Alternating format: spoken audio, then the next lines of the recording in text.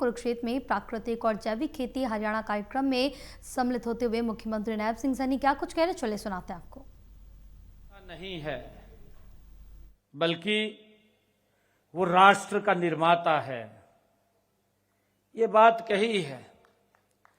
आपको पूरी डिटेल के अंदर आचार्य देवव्रत जी ने बताया है। जब किसान खुशहाल होता है तो गांव खुशहाल होता है, और जब गांव खुशहाल होता है तो देश समृद्ध बनता है। और वो कैसे बनता है, इसके बारे में आचार्य देवव्रत जी ने पूरी डिटेल में बात रखी है। हमारे बुजुर्ग बोलते भी थे, हमें मालूम है, बड़े बुजुर्ग कहते थे धरती हमारी मां है, ये हमारे बुजुर्ग बोलते थे।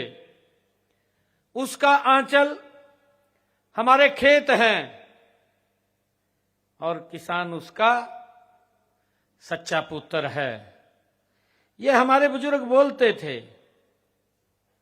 मैं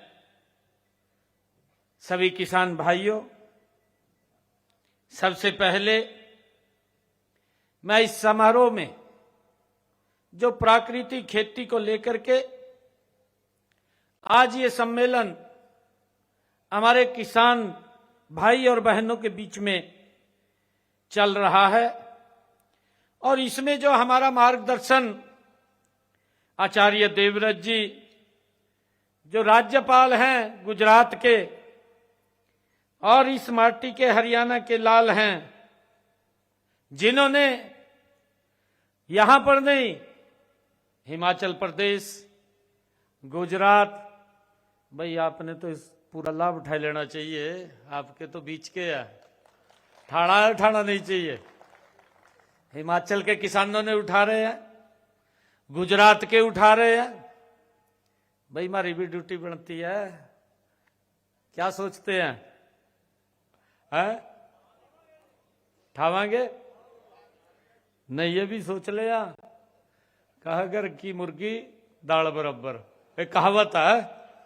कोई बात नहीं, आचार्य देवव्रत जी कह रहे हैं, कह नहीं रहे, एक मंत्र दे रहे हैं, और वो मंत्र जिसमें आने वाली पीढ़ियां हमारी सुरक्षित होंगी, मजबूत होंगी और हष्ट पुष्ट होंगी, वो मंत्र आदरणीय आचार्य देवव्रत जी हमें दे रहे हैं। किसान भाइयों,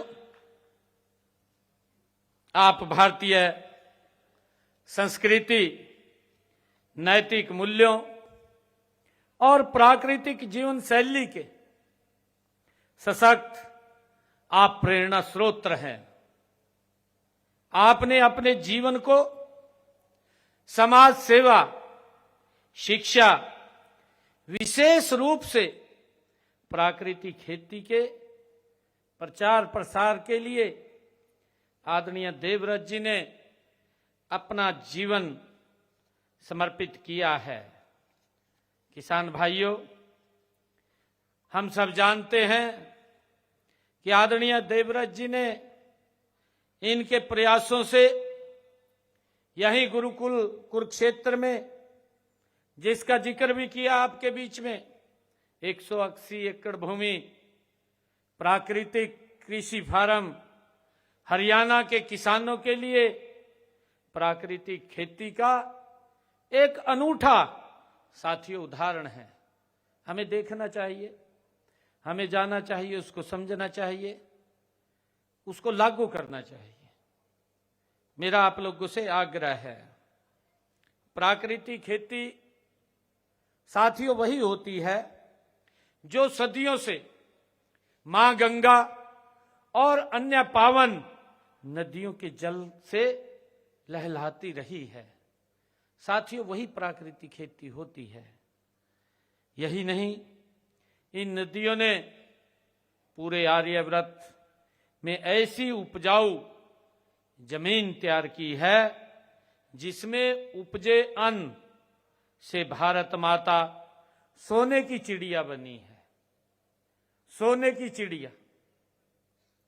आज अभी आचार्य देवव्रत जी बता रहे थे कि आज बोल सकते हैं किस प्रकार की स्थिति। अभी उन्होंने एक अखबार की जो उन्होंने लिखा है, सर्च करके लिखा अखबार ने, वैसे नहीं छाप दिया। अगर वैसे छापते तो कार्रवाई भी हो जाती है, गलत नहीं कोई छाप सकता। उसने सर्च किया, सर्च करके उसने कुछ पंक्तियां लिखी हैं और वो हमारे लिए एक संकेत हैं कि हम किस दिशा में बढ़ रहे हैं। आचार्य देवव्रत जी ने, किसान भाइयों, हमें यह भी बताया है कि हमारी कृषि किस प्रकार से भूमि बंजर हो रही है, वो भी आपने देखा है। परंतु इसका क्या समाधान है? इसका समाधान आचार्य देवव्रत जी ने आपको बताया है। उसका समाधान जो हमारे खेत का केचुआ, जीवाणु और कई प्रकार के उसमें जो ऐसे जीव जंतु हैं, वो जीव जंतु हमारी इस खेती को, भूमि को उपजाऊ रखते हैं। और उपजाऊ इसीलिए रखते हैं कि हम खेत में खाद डालते हैं, यूरिया डालते हैं कि उसको, खेत को नाइट्रोजन मिलेगी। परंतु ये नाइट्रोजन का जो यूरिया है, ये शॉर्टकट रास्ता है जो हम चुन रहे हैं। क्योंकि ये शॉर्टकट रास्ता इसलिए कहूंगा क्योंकि ये आप खेत में पहले एक थैला घेरते थे 1 एकड़ में, फिर 2 शुरू करे, फिर 3 घेरना शुरू करे। अब मैं सुन रहा था, उधर से आवाज आ रही थी कि अब 1 एकड़ में 7-7 भी घेर रहे हैं। कितने घेर रहे? घेरते हैं 5-7 तो घेरते हैं। और ये बढ़ रहा है। जैसे जैसे आपके ट्यूबवेल का पाइप लोअर नीचे जा रहा है, वैसे वैसे आप खाद का उपयोग ज्यादा बढ़ा रहे हैं, खाद ज्यादा गिर रहे हैं और उसके दुष्परिणाम निकल रहे हैं। और वो दिखाया भी है किस प्रकार से भूमि बंजर हुई है। और ये भी दिखाया है कि उस प्राकृतिक खेती से जो जीवाणु, जो केचुआ हमारे खेत के अंदर काम करता रहता है 24 घंटे, कोई आप उसको पैसा नहीं देते, वो बिना पैसे के काम करने वाला व्यक्ति है। और उसको मार दिया हमने, खेत के अंदर ही मार दिया। जो एक थैला यूरिया का नाइट्रोजन देता है, जो ये जीवाणु हैं जो छेद करते हैं, वो छेद भी जो हवा में नाइट्रोजन होता है वो भूमि के अंदर चला जाता है। वो उस यूरिया का काम करता था, परंतु उसको हमने मार दिया और उसके दुष्परिणाम हमारे सामने आ गए। और धीरे धीरे ये दुष्परिणाम बढ़ रहे हैं। कितनी बीमारियां आ गई हैं। एक भी व्यक्ति ऐसा नहीं है जो डॉक्टर के पास न जाता हो। पहले तो ऐसा समय था, खेत में चले जाते जिसमें गर्मी के मौसम में उसी से ठीक हो जाता था। परंतु हमने, साथियों, मैं आप लोगों को कहना चाहूंगा कि इस प्राकृतिक खेती को, इसके साथ जुड़ना है। और सरकार ने इसके लिए व्यवस्था भी की है। अभी जो जीवामृत की बात की है, जो देसी गाय के गोबर की बात की है कि उसमें कितने कीटाणु हैं, कितने बढ़ रहे हैं, उसके लिए भी हमने व्यवस्था की है। हमने ये व्यवस्था की है कि अगर किसान 1 एकड़ के अंदर प्राकृतिक खेती वो करता है और उसके लिए वो गाय खरीदता है, देसी गाय खरीदता है, तो 30,000 रुपया हरियाणा सरकार उसको देने का काम करेगी, ताकि उसको ये दिक्कत ना आए। उसका इनकम का साधन भी और उसके खेत का साधन भी खड़ा करके दे रहे हैं। और साथियों, मैं बताना चाहता हूं, आज हमारा किसान इस तरफ गति से बढ़ भी रहा है मेरे पास अभी कुछ रोज पहले 4-5 रोज पहले एक कंपनी आई, मेरे को कहने लगे कि हमें यहां से कुछ ऑर्गेनिक सब्जियां लेनी है, मिर्ची लेनी है, अदरक लेना है, हल्दी लेना है, परंतु मेरी एक शर्त है। मैंने कहा क्या है? भी उसमें खाद और ये यूरिया और पेस्टिसाइड नहीं डालेंगे। मैंने कहा ठीक है। मैंने अभी 4 रोज पहले मोरनी में एक कार्यक्रम किया। मैं मोरनी में कार्यक्रम किया, हमने वहां एपीओज बुलाए, किसान बुलाए, जैसे आज आप लोग यहां बैठे हैं। उसी दिन वहां के किसानों ने 1500 एकड़ पे ये बिना खाद और पेस्टिसाइड के फसल करने का एमओयू साइन किया। और जो वो कंपनी वाला था, कंपनी वाला कहने लगा कि मैं इनकी फसल बीज में दूंगा, किसान को बीज में दूंगा, ये बोएंगे और जो मार्केट का रेट होगा उस मार्केट से 10% ज्यादा रेट पे खरीद दूंगा।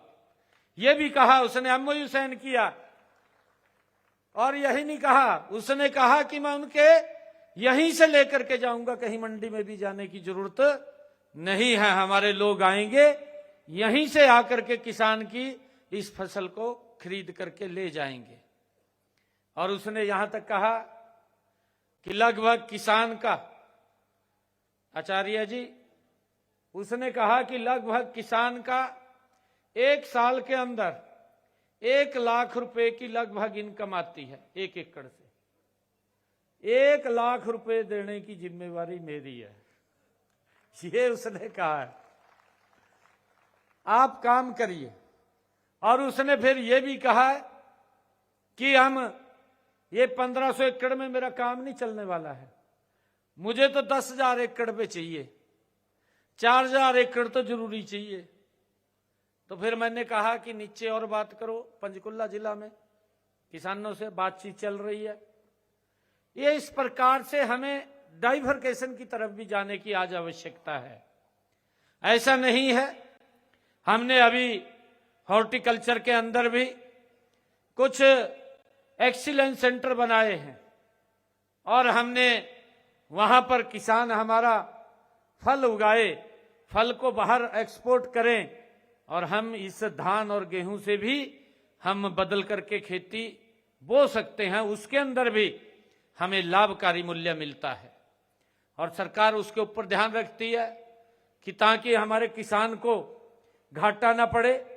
इसका भी हमने बागवानी का बीमा किया हुआ है कि अगर बागवानी के अंदर भी प्राकृतिक आपदा किसान के ऊपर आ जाती है तो 40,000 रुपए प्रति एकड़ के हिसाब से हरियाणा सरकार उसको सहयोग करती है, बीमे के रूप में उसको देने का काम करती है, ताकि किसान को घाटा ना पड़े। उस घाटे को पूरा करने के लिए हम निरंतर किसान के साथ खड़े हैं। जैसे आपने देखा है, प्राकृतिक आपदा के कारण हमारी अगर फसल खराब होती है तो उसका मुआवजा भी सरकार देने का काम करती है। मैं सभी किसान भाइयों से ये कहना चाहूंगा कि हमने प्राकृतिक खेती अपनाने हेतु प्रशिक्षण प्रदान करने के लिए भी कुरुक्षेत्र के यहीं गुरुकुल में, जींद के हमेटी और सिरसा के मंगियाना, करनाल के घरौंडा में ये प्रशिक्षण केंद्र हमने स्थापित किए हुए हैं। गुरुकुल कुरुक्षेत्र के जो ये प्रशिक्षण केंद्र में हमारे प्रगतिशील किसानों को प्रशिक्षण देने के लिए राज्य सलाहकार की भी यहां हमने नियुक्ति की है। और मुझे खुशी है कि अब तक हमने लगभग 12,188 प्रतियोगिताओं को ये प्रशिक्षण भी यहां दिया जा चुका है। और इसके अलावा हमने इनमें हमारे युवा किसान, महिला किसान और सरकारी कर्मचारी वो शामिल हैं। हमेटी के प्रशिक्षण केंद्र में हमने 6,234 सरपंचों को 1 दिवसीय ऑनलाइन प्रशिक्षण भी दिया है। और साथियों, मैं ये भी बताना चाहूंगा कि कच्चे माल के भंडारण और उसके प्रसंस्करण के लिए 4 ड्रम खरीदने हेतु प्रत्येक किसान को हमने 3,000 रुपए वो दिए जाएंगे। इसकी भी व्यवस्था हमने की है। जो आचार्य देवव्रत जी ने बताया है कि हमें जीवामृत या घनामृत ये बनाने की आवश्यकता पड़ती है, तो इसके लिए हम 4 ड्रम भी उसको लिए 3,000 रुपए किसान को दे रहे हैं। साथियों, प्राकृतिक खेती योजना के तहत हमने 2,500 किसानों को 4 ड्रम प्रति किसान की दर से 75 लाख रुपए 1,171 देसी गायों की खरीद के लिए 2,97 करोड़ रुपए देने का काम किया है। मेरा आग्रह है आप सबसे कि हम इसकी तरफ गति से बढ़ें। और मैंने अभी बजट के अंदर भी ये घोषणा की थी कि हम 2,000 एकड़ का एक प्राकृतिक फार्म खेती करेंगे, और वो 2,000 एकड़ हमने आपके फार्म के नजदीक उसको चिन्हित किया है हमारे अधिकारियों ने। और हमने उसके अंदर कहा है कि 1 साल या साल तक अगर उसमें आपकी आवक कम होगी तो उसकी भी भरपाई करने का काम हम करेंगे। ये भी निर्णय हमने उसके अंदर लिया है ताकि किसान को घाटा ना पड़े, आने वाली पीढ़ियां हमारी सुरक्षित रहें, मजबूत रहें। और साथियों, इससे जो ये मौसम हमारा वातावरण खराब हुआ है, इससे हम बच सके, ये हम इसके अंदर अपना योगदान देने का काम करें। साथियों, हमने इसके लिए एक जो प्रमाणित एपीडा की हमारी लाइब्रेरी है, जो प्राकृतिक और जैविक किसानों को वो उनकी पैदावार को टेस्ट करती है, उसके लिए भी हम काम कर रहे हैं। और हमने किसानों को 5 वर्षों की अवधि के लिए लगभग 10,000 रुपए प्रति एकड़ की वित्तीय सहायता भी ये दी जाएगी, इसका भी हमने निर्णय किया है। और साथियों, कृषि विभाग ने स्वामित्व वाली हमारी लगभग जो हमारी कृषि विभाग की जमीन है, उस ये लगभग 800 एकड़ जमीन है, उसको हम जो ठेके के ऊपर जमीन देते हैं उसको 10 साल की लीज पर दिया जाएगा। और उसमें भी हमने ये निर्णय किया है कि इसके अंदर प्राकृतिक खेती ही करेंगे, जिससे कि साथियों उसका जो सामान है उनकी मंडियां भी हमने सुनिश्चित की हैं, ताकि उसको माल बेचने में भी कोई दिक्कत परेशानी खड़ी ना हो। साथियों, हमने आदरणीय प्रधानमंत्री जी के नेतृत्व में लगातार किसानों को मजबूत करते हुए उनको, क्योंकि इस जो लगातार हम पैदावार के ज्यादा चक्कर में पड़े हैं, इससे हमारा शरीर भी खराब हुआ है, हमारी धरती माँ का भी शरीर खराब हुआ है, और बीमारियों ने भी कई प्रकार से घेरा है।